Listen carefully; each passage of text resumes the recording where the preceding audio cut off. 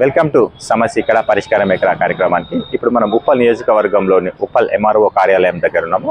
ఇక్కడ ఎందుకున్నామంటే ఇక్కడ వాస్తవానికి శానిటేషన్ పరిస్థితి అధ్వానంగా ఉంది. ఇక్కడ చెత్త ఊడ్చేస్తారు, ఇక్కడ కుప్పలు అక్కడ తయారు చేసేసారు.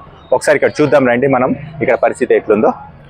ఇక్కడ సిమెంటు నాకు వచ్చేసారు, సిమెంటు ఇక్కడ మొత్తం గడ్డగట్టిపోయింది. దీని ఎందుకు షో కోసం పెట్టారా, మళ్ళీ దీంతో ఏ రోడ్ వేద్దాం అనుకుంటారు, ఏం చేద్దాం అనుకుంటారు, తీసేసి క్లీన్ చేసి పెడదామని వాళ్ళకు చిత్తశుద్ధి లేదు. గత గవర్నమెంట్ కూడా 100 రోజుల కార్యక్రమాల్లో మన కార్యాలయం మనం శుభ్రం ఉంచుకోవాలని ప్రచారం చేసింది, చేసారు. మళ్ళీ అప్పటి నుండి చెట్లు ఇవి అంతా ఇక్కడ చూడండి, వాహనాలకు అసలే పార్కింగ్ ఇబ్బంది.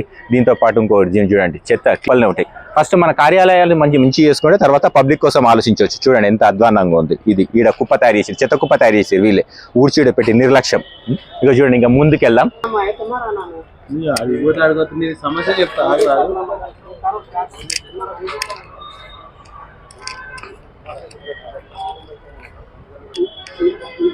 ఇప్పుడు మనం పక్కనే ఉన్న సివిల్ సప్లై ఆఫీస్ కాడ ఉన్నాం. ఇక్కడ కూడా చూడండి పరిస్థితి ఎంత గలీజ్గా ఉందో. ఇది శుభ్రం చేసుకొని పార్కింగ్ కోసమో దేనికో ఉపయోగించుకోవచ్చు కదా. ఇక్కడ వచ్చిన అధికారులకు ఇదే తెలియకుంటుంటే ఎట్లుంటుంది. ఇక్కడ పార్కింగ్ సమస్య తీవ్రంగా ఉంటుంది. ఈ పార్కింగ్ సమస్య ఏందనేది నేను తర్వాత చెప్తాను మీకు. ఇక చూడండి ఎంత అధ్వానంగా ఉందో, అసలు ఊడ్చేయలేరు లేదు, శుభ్రం లేదు. ప్రభుత్వ కార్యాలయం ఇంత అధ్వానంగా ఉంటే ఎట్లా? ఇలా ముంగడికి వెళ్దాం. స్క్రాప్ చూడండి ఎట్లుందో. ఇది జంగు పట్టిపోయింది. ఇది ఏం వాళ్ళ ఉపయోగం ఉండదు. ఎవరో బండి పెట్టుకోరు, ఇక్కడ పెట్టుకోరు.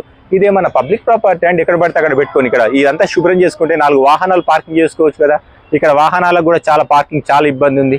ఇలా కూడా చేయరు అధికారులు. వీటిపైన మీ కార్యాలయాలు ఫస్ట్ మీరు శుభ్రంగా ఉంచుకోండి. మీ కార్యాలయాలు తర్వాత ప్రజల సమస్యలు మీరు ఎట్లయినా తీరుస్తారో మీకు తెలుసు. కానీ ఇంకో ముంగడి కూడా చూద్దాం రండి.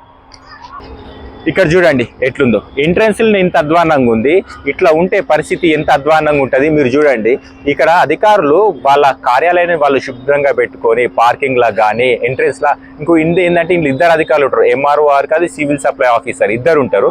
2 అధికారులకి మీ వాతావరణం, మీ ప్రిమిషన్స్ నీట్గా ఉండాలని తెలియదా? మన ఇల్లు ఎట్లుంటామో మన కార్యాలయాన్ని కూడా అలా శుభ్రంగా ఉంచుకోవాలని ప్రతి ఒక్క అధికారి అనుకుంటే ప్రభుత్వ కార్యాలయాలు చాలా అందంగా ఉంటాయి. ఇంకోటి మీకు మెయింటెనెన్స్ కోసము సిబ్బంది ఉంటారు, శానిటేషన్ మెయింటెనెన్స్ కోసం డబ్బులు వస్తాయి. అవన్నీ ఏమవుతున్నాయి?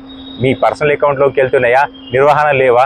సిబ్బంది ఉన్నారు. కనీసం మున్సిపల్ వాళ్ళకు మీరు ఒక లెటర్ పెడితే మున్సిపల్ వాళ్ళు వచ్చి ఇదంతా శుభ్రం చేస్తారు. ట్రాఫిక్ పోలీసులకు ఒక కంప్లైంట్ పెడితే ఇక్కడ ఉన్న వేరే వాహనాలు కానీ చాలా పార్కింగ్ చేసిపోతారు. ఇది ప్రైవేట్ ట్రాన్స్పోర్ట్స్ పార్కింగ్లకు అడ్డాగా మారింది.